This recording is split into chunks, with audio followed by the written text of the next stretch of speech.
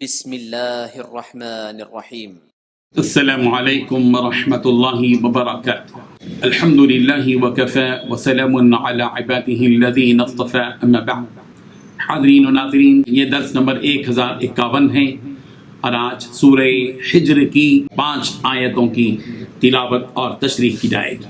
اعوذ باللہ من الشیطان الرجیم، بسم اللہ الرحمن الرحیم۔ انا کفیناک المستہزئین الذين يجعلون مع الله إلها آخر فسوف يعلمون ولقد نعلم أنك يضيق صدرك بما يقولون فسبح بحمد ربك وكن من الساجدين واعبد ربك حتى يأتيك اليقين۔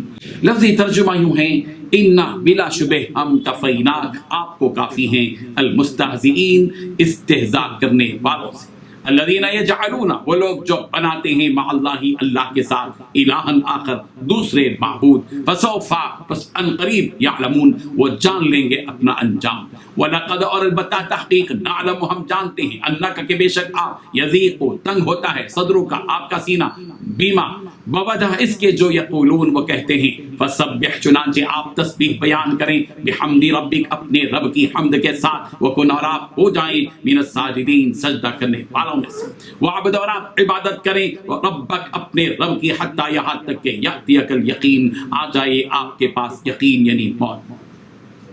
ترجمہ یوں ہے، ہم تمہیں ان لوگوں کے شر سے بچانے کے لیے جو تم سے مذاق کرتے ہیں کافی ہیں، جو اللہ کے ساتھ اور معبود قرار دیتے ہیں، تو ان قریب ان کو ان کی باتوں کا انجام معلوم ہو جائے گا، اور ہم جانتے ہیں کہ ان کی باتوں سے تمہارا دل تنگ ہوتا ہے، تو تم اپنے رب کی تسبیح کہتے اور اس کی خوبیاں بیان کرتے رہو اور سجدہ کرنے والوں میں داخل ہو جاؤ اور اپنے رب کی عبادت کیے جاؤ یہاں تک کہ تمہاری موت کا وقت آ جائے۔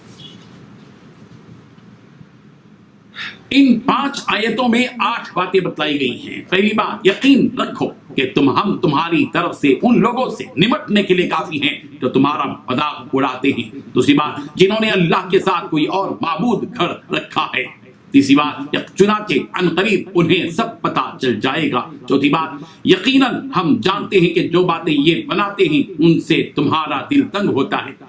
پانچویں بات، آپ اپنے پروردگار کی حمد کے ساتھ اس کی تسبیح کرتے رہیے۔ چھٹی بات، اور سجدہ بجا لانے والوں میں سے ہو جائیے۔ ساتویں بات، اپنے رب کی عبادت کرتے رہیے۔ آٹھویں بات، یہاں تک کہ تم پر وہ چیز آ جائے جس کا آنا یقینی ہے۔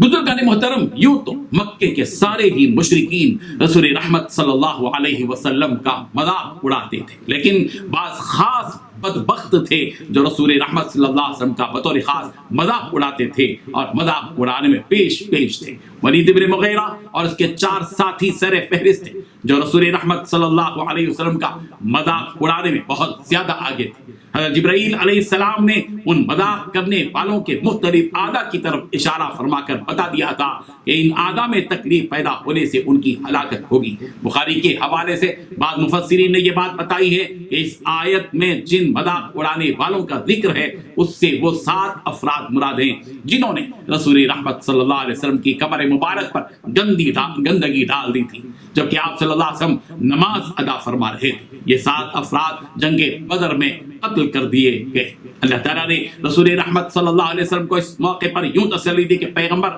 ہم آپ کی طرف سے ان لوگوں سے نمٹنے کے لیے کافی ہیں جو لوگ آپ کا مذاق اڑا رہے ہیں، ان کو سزا دینے کے لیے ہم کافی ہیں، جو آپ کی دشمنی میں اپنی طاقت کا استعمال کر رہے ہیں ہم ضرور ان سے نمٹ لیں گے۔ رسول رحمت صلی اللہ علیہ وسلم کے ساتھ جو مذاق کیا گیا، ان کے ساتھ معاملہ کیا ہوا؟ جبرائیل امین نے رسول رحمت صلی اللہ علیہ وسلم سے کہا، مجھے حکم دیا گیا ہے کہ میں آپ کی طرف سے ان کے لیے کافی ہو جاؤں۔ پھر آپ نے ولید کی ایڑی کی جانب اشارہ کیا جس کے کپڑے کو تیر لگ گئی تھی، تو وہ تکبر کی وجہ سے اسے نہیں اتارا، پھر وہ تیر اس کی ایڑی کی رگ کو جا لگی جس کی وجہ سے وہ ہلاک ہو گیا۔ پھر آپ نے عاص ابن وائل کے تلوے کی جانب اشارہ کیا تو وہ اس کانٹے کی وجہ سے مر گیا جو اس کے پیر میں لگا تھا۔ پھر آپ نے اسود ابن مطلب کی دونوں آنکھوں کی جانب اشارہ کیا تو وہ اندھا ہو گیا۔ پھر آپ نے ابن الحارث ابن قیس کی ناک کی جانب اشارہ کیا تو اس نے ناک سے قے کی اور پھر مر گیا۔ اور آپ نے اسود ابن عبد یغوث کی جانب اشارہ کیا جبکہ وہ درخت کے سائے میں بیٹھا تھا تو اسے ایک بیماری ہو گئی جس کی وجہ سے وہ اپنا سر درخت سے مارنے لگا اور اپنے چہرے کو کانٹے سے پیٹنے لگا حتیٰ کہ وہ مر گیا۔ رسول رحمت صلی اللہ علیہ وسلم کا مذاق اڑانے والے مشرک تھے جنہوں نے اللہ تعالیٰ کے ساتھ کوئی اور معبود کر لیا تھا۔ وہ ایسے باطل معبودوں کی عبادت کرتے تھے جس میں نہ کسی کو نفع پہنچانے کی طاقت تھی اور نہ ہی نقصان پہنچانے کی۔